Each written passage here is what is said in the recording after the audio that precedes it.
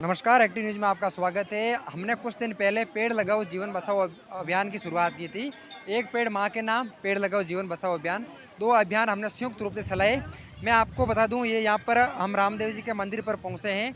मैंने सुबह से जो सोबड़ावासी वीर तेजा जी मंदिर से हमने एक पैदल यात्रा शुरू की थी और अभी हम फाइनली रामदेव जी के मंदिर पर पहुँच चुके हैं। ये हमारा अभियान है, पर्यावरण जन चेतना यात्रा, एक पेड़ माँ के नाम, पेड़ लगाओ जीवन बचाओ अभियान। वृक्ष प्रकृति के मंदिर है। अगर आप एक सुंदर अध्ययन वृक्षशाला लगाते हैं तो आपको मंदिर और धर्मशाला बनाने जितना पुण्य होगा। मैं आपको बता दूं, अभी जहाँ पर मैं खड़ा हूँ ये यहाँ पर रामदेव जी का मंदिर है।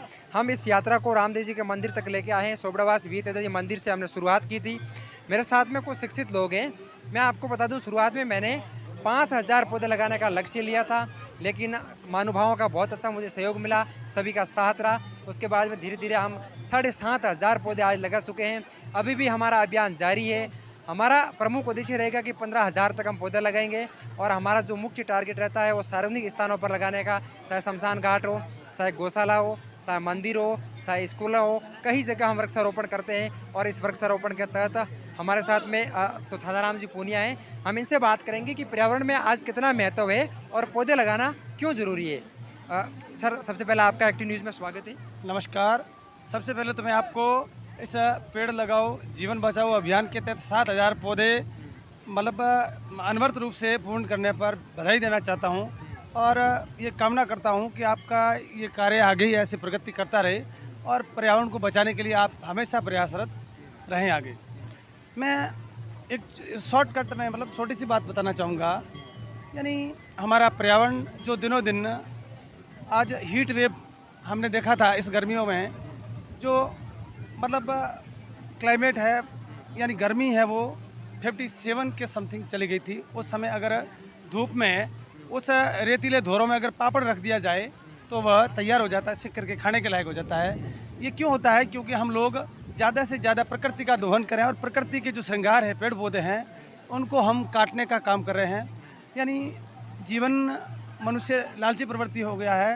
वो मतलब पेड़ पौधों को औद्योगिक दृष्टि से या फिर अब ये नया एक ट्रेंड जैसे अनार वगैरह लगाते हैं लोग, तो मेरे हिसाब से ये पेड़ कोई नुकसान नहीं करते। हम पुरानी तरीके से जो खेती करते थे हमारे बुजुर्ग, उसमें ये पेड़ पौधे उनकी शान और जान हुआ करते थे और कोई नुकसान नहीं हुआ करता।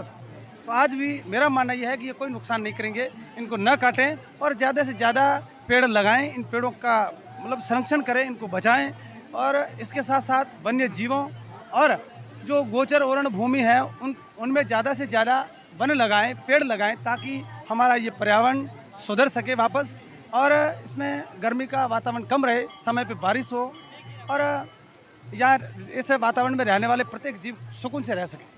गुरुजी, आपने पेड़ों की कटाई के बारे में बात करी। मैं आपको बताना चाहूँगा, अपने यहाँ पेड़ों की कटाई सबसे ज़्यादा होती है।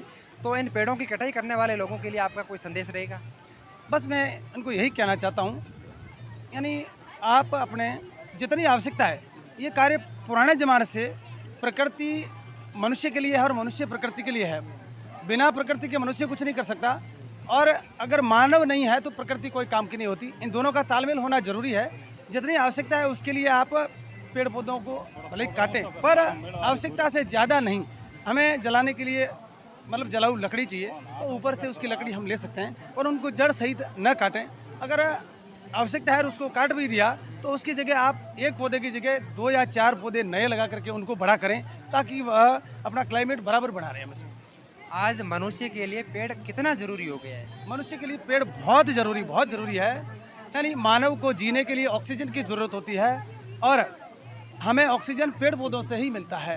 ये जितनी विषैली गैसें, कार्बन डाइऑक्साइड जो बड़े बड़े उद्योगों से और इन वाहनों से, कल कारखानों से जो धुआं निकलता है, उससे जो हमारी ओजोन परत है, जो पर्यावरण से हमारी रक्षा करती है, वो धीरे धीरे उसका क्षरण हो रहा है, यानी उसमें छेद होने लग गया है।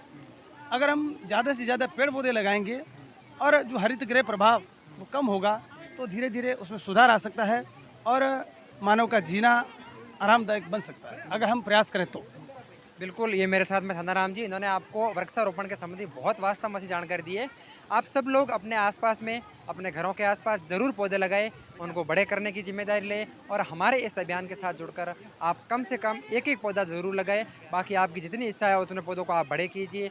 आप सब लोगों का मैं बहुत बहुत आभार व्यक्त करता हूँ जिन्होंने हमारी मुहिम के साथ जुड़ के आज हमारे साथ में सोबड़ावा से वीर तेजा जी मंदिर से हम यहाँ पर रामदेव जी के मंदिर पर पहुँचे हैं। हज़ारों की संख्या में हमारे साथ इस अभियान में जुड़े और हमने इस पेड़ लगाओ जीवन बचाओ अभियान के तहत जो पर्यावरण जन चेतना यात्रा है उसको यहाँ तक लेके आए।